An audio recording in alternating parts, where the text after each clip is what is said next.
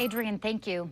All new tonight, Oregon Governor Tina Kotek says negotiations over the Republican-led walkout in the Senate have reached an impasse. The announcement today comes as the walkout marked its 20th day.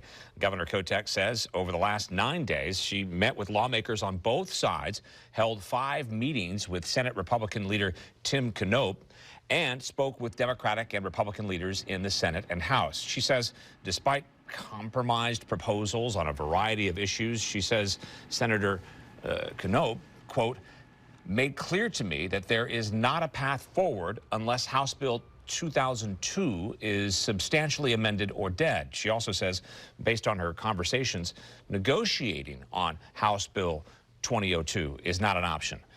House Bill 2002 is about abortion and gender-related health care. It passed the House and is supposed to go to the Senate for a floor vote, which has not happened because of the walkout.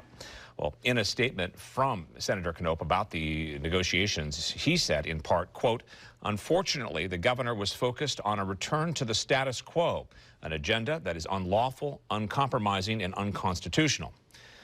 Meantime, lawmakers taking part in the walkout have vowed to return on June 25th, the last day of the session, to pass bipartisan bills.